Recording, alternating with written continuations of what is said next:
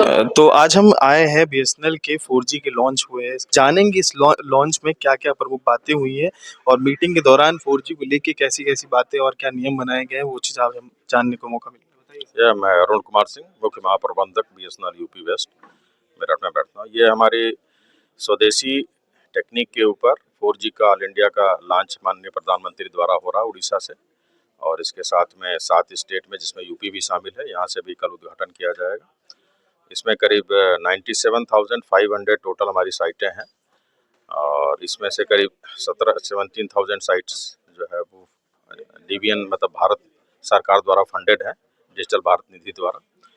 और ये 4G साइटों के आने के बाद से बीएसएनएल के उपभोक्ताओं को हमारे जो कम्पिटिटर्स हैं उनके मुकाबले 4G की सर्विस मिलेगी। हमारी अच्छी स्पीड मिल रही है 4G के मुकाबले। तो अभी हम लोगों ने एक फ्रीडम प्लान भी लॉन्च किया था, जिसमें करीब 4 लाख कनेक्शन जो है, नए कनेक्शन जो है यूपी ईस्ट में दिए गए, और करीब 2 लाख कनेक्शन हम लोग यूपी वेस्ट में दे पाए देश भर में।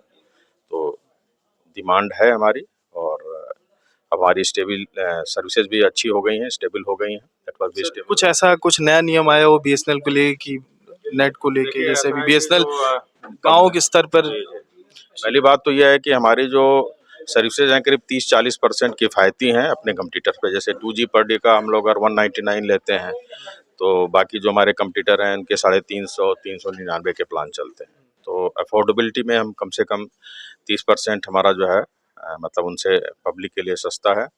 और ये एक और दूर दराज के क्षेत्रों में हमारी पहुंच अभी भी काफ़ी ज़्यादा है। और जो ये 4G सैचुरेशन की जो साइटें हैं, वो ऐसी साइटें हैं जहाँ पे किसी का भी सिग्नल नहीं था, ऑपरेटर का 4G का सिग्नल नहीं था, तो डाटा वहाँ यूज़ नहीं हो पाता था। इसको सरकार ने डिसाइड करके लगाया है, और इसमें बीएसएनएल के थ्रू लगा है। तो वहाँ पे हम लोगों ने सर्विस लॉन्च की है, तो वहाँ पे उन साइटों पे सिर्फ अभी बीएसएनएल की सर्विसेज उपलब्ध तो है। बीएसएनएल का जो एक रिचार्ज का मात्र जो 199 वाले में, उसमें क्या 2 GB या 1 GB जो उसमें कुछ नहीं, हमारा रिचार्ज कॉमन है, वो टोटल डाटा के ऊपर है।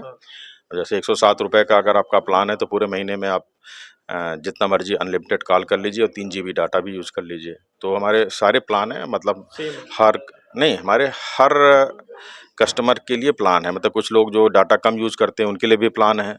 हमारा जो अभी 1999 का प्लान है, जिसके मुकाबले किसी का प्लान नहीं है, वो हम लोग 600 GB डाटा दे रहे हैं।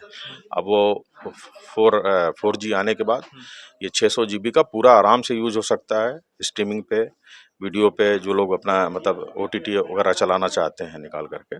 तो ये 600 GB हम लोगों ने अभी कुछ दिन पहले तक ये जो लॉन्च किया था। तो हमारे प्लान काफ़ी किफ़ायती हैं, और हमारी सर्विसेज भी अभी स्टेबल हैं। तो हमें पूरा उम्मीद है कि अब हमें कस्टमर्स का साथ थोड़ा सा अभी मिलेगा। बीच में बीएसएनएल को लेके बहुत सारी कस्टमर शिकायतें करता था, क्योंकि बीएसएनएल का विस्तार लोग कह रहे हैं बहुत कम हो रहा था बीच में। देखिए, ऐसा है कि कोई भी जब टेक्निक आप ले आते हो, तो शुरू में 6 महीने साल भर उसको स्टेबल करने में लगता है। अब जैसे कि हमने कहीं पे 4G का टावर लॉन्च किया, तो 4G अब जो कस्टमर बात करते हुए जा रहा है, तो उसको 4G से 3G पे, 4G से 2G पे उसकी कॉल बात करते समय हैंड ओवर होती है।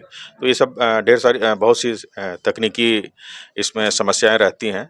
तो इसको हम लोगों ने सब रिजॉल्व कर लिया। इसलिए थोड़ा सा अगर आप देखेंगे भी, तो हम लोग थोड़ा देर से लॉन्च किए हैं, लेकिन इसको इन समस्याओं को, क्योंकि फर्स्ट टाइम किसी भी देश में अगर आप कोई नई टेक्नोलॉजी आप लेके आते हो, तो उसको स्टेबल करने की, ये जो बाहर की कंपनियां हैं आपकी, मतलब नोकिया है, इरिक्सन है, इन लोगों ये चीज़ों को डेवलपमेंट करने में 10-10, 15-15 साल लगे थे, तब वो लेकर के आए थे। वो लोग तो बहुत पहले से ही मतलब इस फील्ड में थे।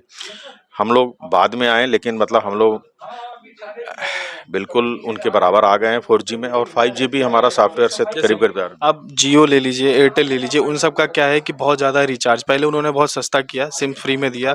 जियो वालों ने भी लोगों को पहले अपना विस्तार बनाया, पीआर इंडस्ट्री बनाई, जियो फ्री सिम सब में बांट दिया, फिर उसके बाद प्लान बढ़ा दिया। ये एक वो इनका बिजनेस का आइडिया था, प्लान बढ़ा के फिर 399।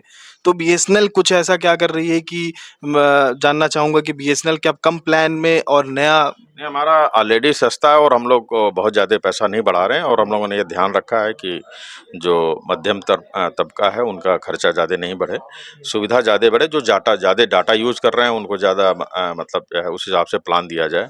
लेकिन हम लोगों ने मतलब अपने दर वैसा नहीं बढ़ाया उनके मुकाबले, तो इसीलिए हम काफ़ी किफ़ायती हैं आज की डेट में भी। रफली अगर आप बोलो तो 3 से 40% करीब हमारा रेट कम रहता है। तो 4G के आने से पहले मतलब 4G के आ रहा है तो टावर भी कई बहुत जगह लग रहे होंगे।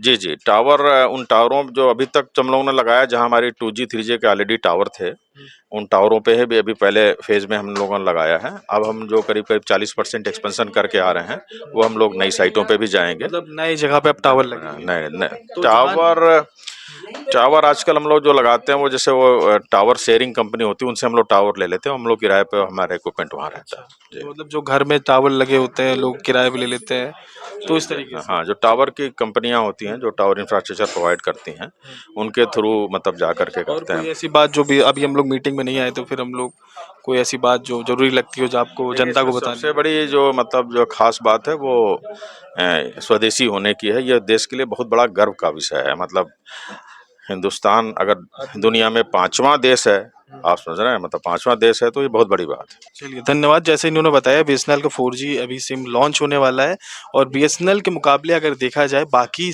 जो सिम है उनके हिसाब से बहुत कम रिचार्ज होता है, कम मात्रा में पैसे लगते हैं उनमें। और अभी जो 4G लॉन्च हुआ है क्योंकि हाल ही में अभी 3G लॉन्च हुआ था, 3G बहुत पहले चल रहा था, अब 4G लॉन्च हो गया। देखते हैं क्या लगता है जनता को, कितना फ़ायदा होगा 4G के आने से बीएसएनएल में। हमारे साथ बने रहे संवाद लाइव। सिद्धार्थ।